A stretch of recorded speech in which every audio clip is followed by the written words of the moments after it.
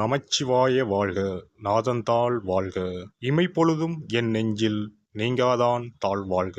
வாழ்க வளமுடன். அனைவருக்கும் இனிய வணக்கங்கள். நாம் இந்த பதிவில் வக்ர நிவர்த்தி அடையும் குரு பகவான் உங்கள் ராசிக்கு என்னென்ன பலன்களை தரப்போகிறார், அதற்கான பரிகாரம் என்ன என்பதனை பற்றி விரிவாக காண்போம். உங்கள் வாழ்வில் வளமும் நலமும் செல்வ செழிப்பும் பெற எல்லாம் வல்ல இறைவனை வேண்டி விரும்பி கேட்டுக்கொள்கிறேன். குரு பகவான் மகிழ்ச்சி, செல்வம், பெருமை மற்றும் செழுமையின் கிரகமாக விளங்குகிறார். ஒருவர் மீது குரு பார்வை பட்டுவிட்டால் அவர் வாழ்வில் பலவித உச்சங்களை தொடுவார். குரு பகவான் தற்போது வக்ர நிலையில் உள்ளார். அவர் டிசம்பர் 31 வக்ர நிவர்த்தி அடைய உள்ளார். அனைத்து ராசிகளுக்கும் மங்களகரமான வரங்களை அள்ளி கொடுப்பவர் குரு பகவான். வாழ்வில் முன்னேற்றம், பலவிதமான நன்மைகள் பெறுவதற்கு குருவின் ஆசி மிக அவசியமாகும். குருவின் பார்வை இருந்தால் எப்படிப்பட்ட பிரச்சனையாக இருந்தாலும் அதிலிருந்து மீண்டு வர முடியும் என்பது ஐதீகம். குரு பகவான் ஒரு ராசியில் உச்சம் பெற்றால் செல்வ செழிப்பு, பணம், குழந்தை பாக்கியம், திருமண பாக்கியம் உள்ளிட்டவைகள் கிடைக்கும். நவ கிரகங்களில் இடமாற்றம் மிகவும் முக்கியமானதாக கருதப்படுகிறது. ஒருவர் பிறக்கும் போது நவ கிரகங்கள் எந்தெந்த நிலையில் இருக்கின்றார்களோ அதனை பொறுத்தே அவர்களது ஜாதகம் அமைக்கப்படும். அந்த வகையில் தற்போது மேசராசியில் பயணம் செய்து வரும் குரு பகவான் வரும் டிசம்பர் 31 வக்ர நிவர்த்தி அடைகிறார். இதன் காரணமாக வரும் 2024 ஆண்டு 12 ராசிகளுக்கும் குரு பகவானின் தாக்கம் ஏற்படுகிறது. ஒரு சில ராசிகள் சிறப்பான பலன்களை பெறப்போகின்றனர். அது எந்தெந்த ராசிகள் என்பது குறித்து தெரிந்து கொள்வோம். சிம்ம ராசி அன்பர்களுக்கு குரு பகவான் சிம்ம ராசிக்கு 9ஆம் வீட்டில் பயணம் செய்கிறார். 9ஆம் இடம் தெய்வ வழிபாடுகளையும் சன்னதியையும் குறிக்கும். ஆன்மீக பயணங்களை செய்வீர்கள். நிறைய தொலைதூர தெய்வ வழிபாடுகளை செய்வீர்கள். பெண்கள் தங்க நகைகள் வாங்குவதற்கு ஏற்ற காலகட்டம். பெட்டி நிறைய தங்கம் சேரப்போகிறது.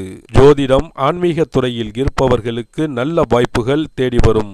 குரு பெயர்ச்சியின் இறுதி காலகட்டங்களில் அரசு மற்றும் அரசியலில் இருப்பவர்களுக்கு மேன்மை உண்டாகும். கேது ராசிக்குள் இருப்பதால் அடிக்கடி உணர்ச்சி வசப்படுவீர்கள். விரக்தி, மறதி இருக்கும். குரு பார்வை காரணமாக எல்லாவற்றையும் சமாளித்து விடுவீர்கள். மகள் திருமண விஷயமாக நீங்கள் எதிர்பார்த்த சம்பந்தம் நல்ல முறையில் கூடி வரும். அதனால் மன நிம்மதியும் மகிழ்ச்சியும் அடைவீர்கள். ஆன்மீக விஷயத்தில் நாட்டம் அதிகரிக்கும். கோயில் திருப்பணிகளை முன்னின்று நடத்துவீர்கள். கருத்து வேறுபாடு காரணமாக பிரிந்து இருந்த தம்பதியர் மகிழ்ச்சியுடன் ஒன்று சேர்வீர்கள்.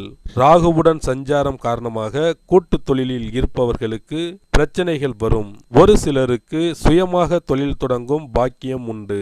மனதில் நினைத்த காரியங்களை செய்து முடிப்பீர்கள். நீண்ட நாட்களாக இருந்து வந்த கவலைகள் குறையும். கடன் தொடர்பான பிரச்சனைகள் நீங்குவதற்கான வாய்ப்புகள் உருவாகும். தாய் வழி உறவினர்களின் ஆதரவு கிடைக்கப் பெறுவீர்கள். எண்ணங்களில் இருந்து வந்த குழப்பங்கள் நீங்கி புத்துணர்ச்சியுடன் காணப்படுவீர்கள். வெளியூர் மற்றும் வெளிநாடு தொடர்பான பயண வாய்ப்புகள் சாதகமாக அமையும். குடும்ப உறுப்பினர்களின் எண்ணங்களை அறிந்து நிறைவேற்றி வைப்பீர்கள். தன வரவுகளில் இருந்து வந்த இழுபறியான சூழ்நிலைகள் மறையும். வாடகை மற்றும் குத்தகை தொடர்பான பாக்கிகள் வசூலாகும். புதிய வாகனம் வாங்குவது தொடர்பான எண்ணங்கள் கைகூடும். உடல் ஆரோக்கியம் தொடர்பான பிரச்சனைகள் படிப்படியாக குறையும். பாதியில் நின்ற கட்டிடம் தொடர்பான பணிகளை நிறைவு செய்வீர்கள். சுபகாரியம் தொடர்பான எண்ணங்கள் கைகூடும். உறவினர்கள் வழியில் ஒத்துழைப்பு உருவாகும்.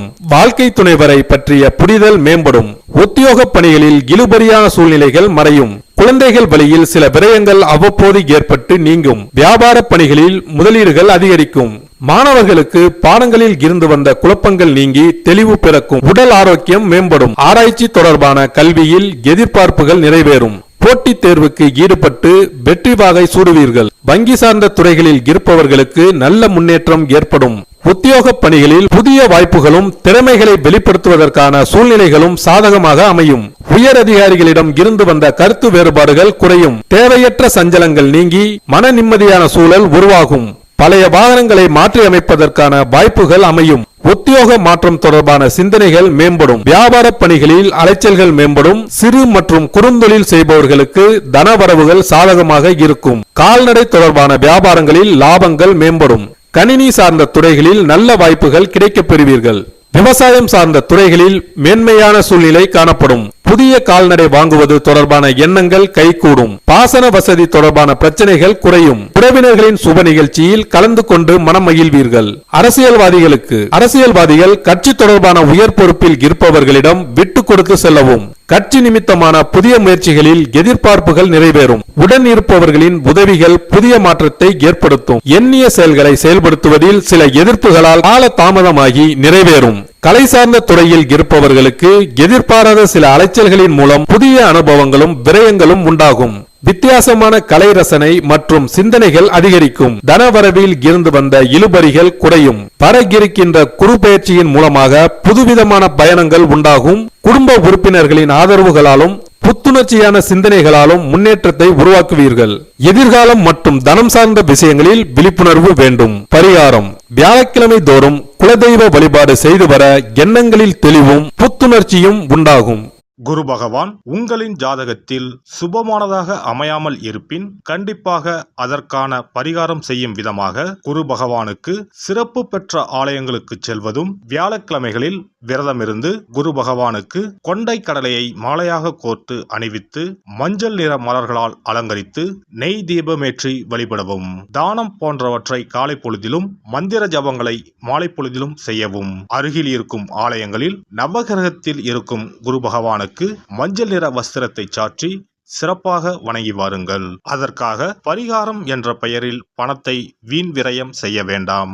அதற்கு பதிலாக இறைவனை வழிபடுவதோடு ஆலயங்களுக்கு தேவையான நெய், நல்லெண்ணெய், பன்னீர், சந்தனம், பால், தயிர் மற்றும் மலர் மாலைகள், பூக்கள் என இறைவனுக்கு உகந்த கோவிலுக்கு தேவையான பொருட்களை உங்கள் சக்திக்கு ஏற்றவாறு வழங்கி கோயில் கைகாரியம் செய்யுங்கள். தமிழ்நாட்டில் குரு பரிகார தலங்களாக பல இடங்கள் உள்ளன. இவற்றில் கும்பகோணம் அருகே உள்ள ஆலங்குடி குருஸ்தலமாகும். தஞ்சாவூர் மாவட்டம் திட்டை, மதுரை மாவட்டம் சோழவந்தான் அருகில் உள்ள குருவித்துறை, சிவகங்கை மாவட்டம் காரைக்குடி அருகில் உள்ள பட்டமங்கலம் உள்ளிட்ட ஆலயங்களில் பரிகார பூஜைகள் செய்து வழிபடலாம். நவ திருப்பதிகளில் ஒன்றான ஆழ்வார் திருநகரி குருஸ்தலமாகும். அங்கும் வழிபாடு செய்யலாம். திருச்செந்தூரில் முருகப்பெருமான் குரு வடிவாகவே அருள் புரிகிறார். சூரசம்ஹாரம் செய்த பின்பு முருகப்பெருமான் அந்த தோஷத்தை போக்குவதற்காக திருச்செந்தூரில் சிவபெருமானை பூஜித்தார். குருவருள் பெற திருச்செந்தூருக்கு செல்லுங்கள். இவை தவிர சிவன் கோவில்களில் தட்சிணாமூர்த்திக்கு வியாழக்கிழமை தினத்தன்று சிறப்பு வழிபாடுகள் செய்வதன் மூலமும் குருவின் அருளை பெறலாம். குரு பகவானுக்கு இனிப்பு என்றால் மிகவும் பிடிக்கும். அதனால் வியாழக்கிழமை விரதம் இருந்து இனிப்பு செய்து அவருக்கு படையலாக வைத்தால் அவரின் பார்வை நம் மீது திரும்பும் என்பது ஐதீகம்.